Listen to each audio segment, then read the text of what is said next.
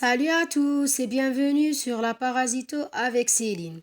Dans cette vidéo, nous allons découvrir ensemble le cycle évolutif de Paragonemus westermani, un platelminth trématode parasite responsable de la dystomatose pulmonaire. Le platelminth parasite Paragonemus westermani possède un cycle évolutif hétéroxène, c'est-à-dire il nécessite plusieurs hôtes pour compléter son développement. Les hôtes définitifs de ce parasite, ce sont les animaux sauvages, comme le tigre, le lion et le renard, mais aussi les animaux domestiques tels que le chien et le chat, ainsi que l'homme, sont considérés comme des hôtes définitifs de ce dernier.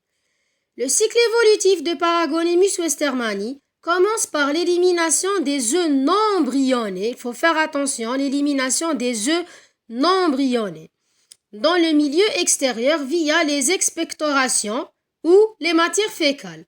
En présence d'eau qui est indispensable à leur développement, ces œufs s'embryonnent puis éclosent en libérant un méracidium cilié. Un méracidium cilié, donc il possède des cils, donc il est mobile, qui va activement rechercher et pénétrer un premier hôte intermédiaire qui est le mollusque. Donc c'est un escargot. Le premier hôte intermédiaire du Paragonemus westermani, c'est un escargot. C'est un mollusque du genre Melania ou bien Semisulcospira ou bien Tiara. À l'intérieur de ce mollusque, le parasite se transforme successivement. Donc, il va subir 3 transformations successives. En sporécyste, puis en rédie et enfin en cercaire.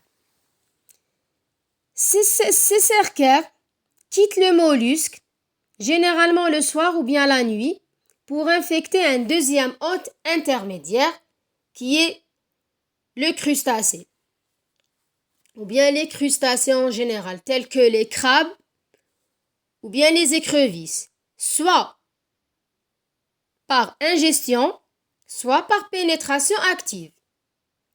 À l'intérieur de ces crustacés, les cercaires se transforment en métacercaires. Le métacercaire, c'est la forme infestante du parasite chez l'homme et les os définitifs. L'infestation humaine se fait principalement par la consommation de crabes ou d'écrevisses crues ou mal cuits, ou plus rarement par ingestion d'eau contaminée. Une fois ingérés, les métacercaires s'exquistent dans le duodénum, traversent la paroi intestinale, migrent vers la cavité péritonéale, puis franchissent le diaphragme pour atteindre les poumons, leur site de prédilection. Une fois arrivés aux poumons,